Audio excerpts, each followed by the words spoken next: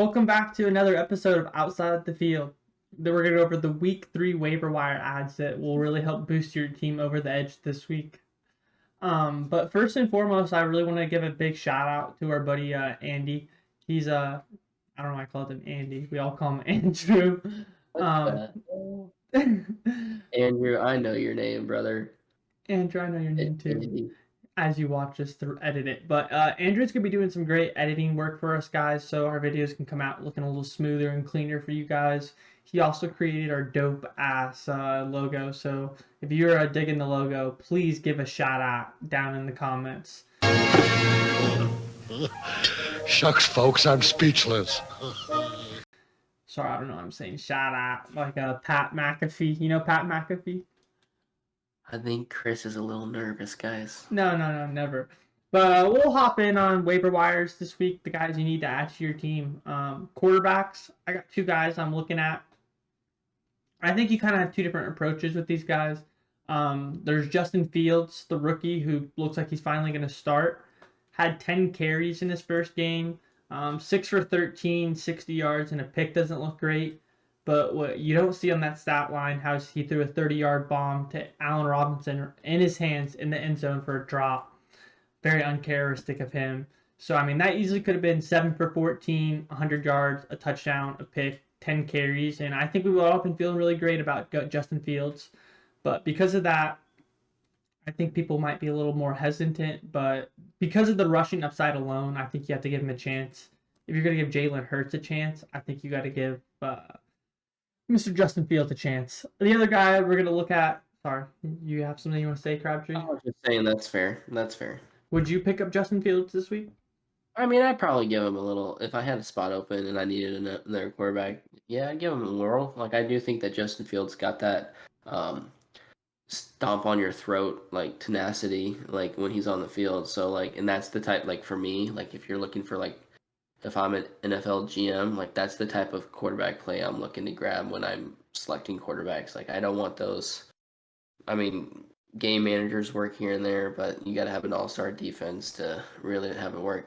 To rip your throat out, that's the type of quarterback play I'm looking for. And Justin Fields got that. He just got to learn the IQ of the NFL and when to throw it and when not to. I agree, but we're in a one quarterback keeper league. I have the number 2 waiver wire spot, and my starting quarterback is Ryan Tannehill. So I'm a little nervous, so I'm probably going to spend that spot to go get Justin Fields and kind of hope that he can give me some kind of production and potentially keep him down the road for basically free. The other quarterback was Sam Darnold. He's currently quarterback 14 through the season. That Carolina team honestly looks pretty good right about now, if you ask me. The offense through DJ Moore and Christian McCaffrey, it's working. That defense is looking stout right now. They held down Jameis Winston. I mean, Zach Wilson week 1, but they still held them to 14 points. That defense looks really good.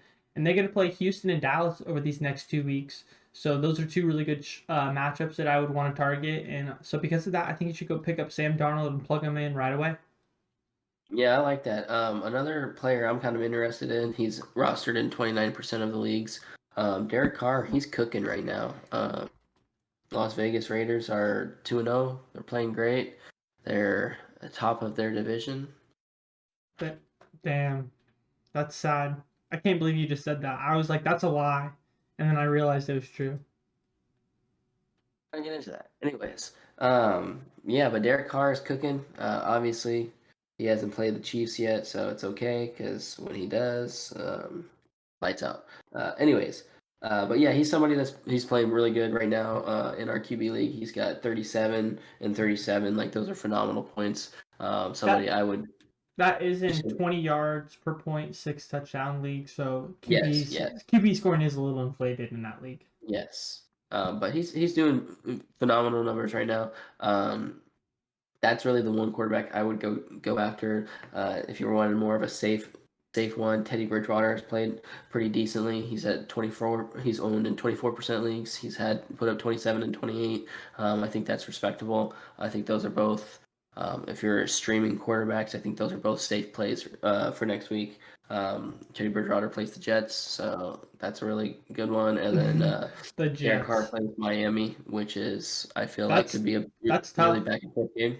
So, yeah, I think both of those guys. I would probably go with Teddy Bridgewater, just because I think the Jets are terrible. But Miami might be looking to bounce back with how embarrassing their last loss was. So, running backs. What are you thinking, running backs wise? This is just a big PSA.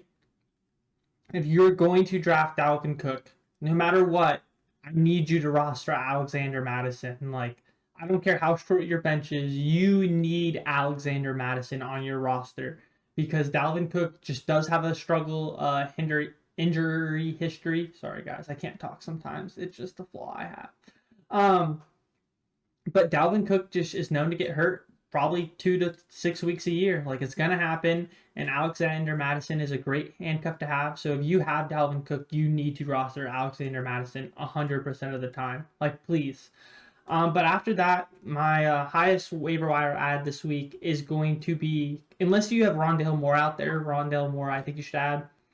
But Cordero Patterson, I think you guys have to go pick him up. On Sleeper, he actually has running back receiver eligibility. So that's actually a really versatile player to have. And let me pull the stat sheet up for you guys. But he's actually been pretty consistent so far. They obviously wanted to use him more this week than they did last week. So only 7 carries both weeks. But he got 6 targets this week, 2 targets last week. He was lining up outside some. So they seem like they're going to move him around. So even if he could get 5-10 carries a week and he gets 5 targets a week, I mean, that's going to be a really steady floor. And he's kind of seems like probably one of the more explosive players right now outside of Calvin Ridley and Kyle Pitts. So look for the offense to keep using him. J.D. McKissick you might pick up just because I couldn't tell you why the Washington football team is this way, guys. Antonio Gibson is just the better player in every way of football, but they want to give targets to J.D. McKissick. The 2 to 4 minute offense, he is the guy. So if he goes out there in those last 4 minutes, if they have to run the ball, he's going to get it because Antonio Gibson's not getting subbed on. That's the guy. I think he's not going to be a great play, but he's a great floor play. He's going to get the receptions. I mean, he outscored Antonio Gibson this week. So those are the running backs I'd be looking at. Crabtree? I'm not really high on any running backs this week. I mean, if you won't have an open spot, you want to take a flyer on Patterson. Sure, he's the top guy from most people. But I'm actually a big fan of Mike Davis. I think he did really well last year for CMC when he was hurt, and I'm not willing to abandon ship on that yet. I do think that they're going to use Patterson in different forms, so he'll still get his. But I think Mike Davis is still the back there. They paid him for a reason. Other than that, going to receivers, a guy that I'm really high on is Quintez. I can't pronounce his last name, but It is Cephas. Cephas. So Quintez Cephas, rostered 6% of leagues. They don't have a receiver 1 right now. Tyrell Williams is out. This guy is the clear number 2 behind Hawk. He's got 12 and 16. They're going to be playing from behind almost every single game. Lions have a potential to go 0-16 again this year. 17. 0-17, sorry, being the first team to be 0-16 and 0-17. Didn't they win week 1? No, they almost did. They almost came back. Yeah. But Jared Goff's looked good so far. Hawk and him obviously have a real tight connection, something that we hit on last week, which that was money from both of us, so we're happy about that.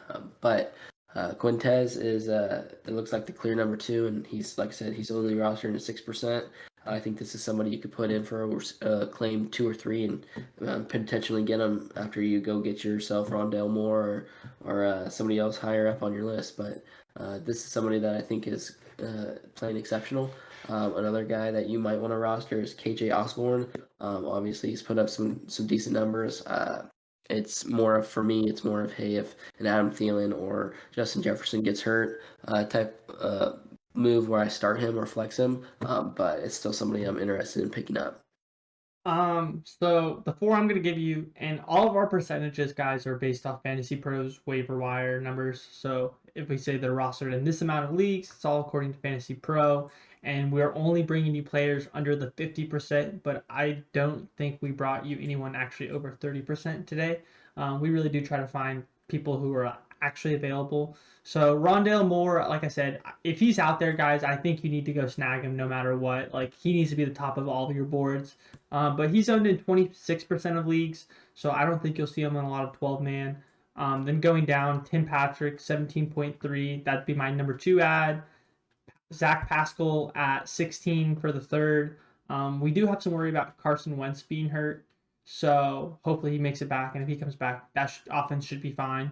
And I would continue. I mean, they want to use him in the red zone. It's a player they want to target. I don't know.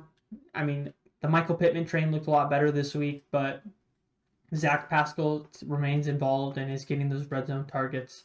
So that'd be my number 3. And then KJ Osborne, he's only owned in 1.6% of leagues, so he's probably out there for about everyone. Like I said in our earlier video this week, I think he's a player you can kind of have a little faith in. He's getting the production. Kirk Cousins is playing really well right now. So, I mean, I would have faith and potentially add him over some of these other players in your rosters. Like if you have Russell Gage, I'd probably drop him for as KJ Osborne here. I'm kind of off the Russell Gage train, guys. So if you have Russell Gage, I would probably drop him right now. That's kind of where I'm at. You don't want to drop Russell Gage right now? Oh, he's walking out, guys. He's too upset. He's too upset. Offering to drop Russell Gage, and now I'm getting sword pulled on me, guys. So apparently, if you're not trying to get sliced up, this sword signed by Randy Jackson too. So I'm definitely dead. So if you don't want to get sliced by Crabtree's Randy Jackson sword, don't drop Russell Gage. But we're gonna quickly finish up with tight ends. Honestly, guys, all of the options suck, as they always do. Often it really depends on the league and who got dropped. Jared Cook, if he's out there, he's someone I'd probably pick up and just keep on there as a potential play. But out of the readily available tight ends, Dawson Knox at 4.6. He's given you like 11 and 12 both weeks so far. He's getting a few targets, and we kind of expect Josh Allen to play better. So as Josh Allen plays better, hopefully Dawson Knox can get a little better production.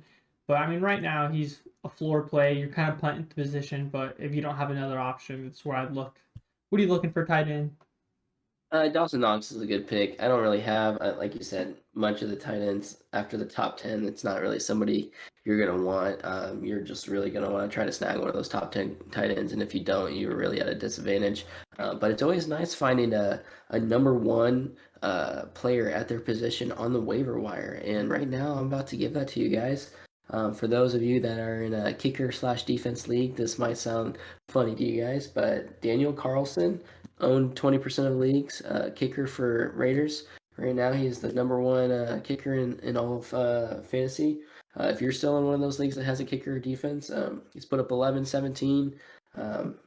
Can't beat number 1, so definitely go take a swing. I'm be the first to tell you, kickers and defenses help win these type of leagues more often than not, because people don't really think about it. And you're up against somebody like who has the Steelers, who puts up 20 points a game, while you have a defense that puts up 5. So that those numbers matter. So kicker number 1, Daniel Carlson, go pick him up. All right, guys. Well, thank you again for stopping in and watching Waiver Wire Wednesday with us. It's going to be one of our weekly videos. We really do appreciate you guys stopping in and just watching the videos. That honestly means the world to us as we get started. You know, just knowing that you guys actually like our content really matters. Don't be afraid to drop a comment and let us know what you're liking about our videos, questions you have. Give a shout out to Andrew, not Andy. Oh my God, I don't know why I'm doing this. But thanks, guys. Please drop a like and subscribe. That's also greatly appreciated. Subscribe. Here are our handles up at the top. Thank you, guys. Have a good day.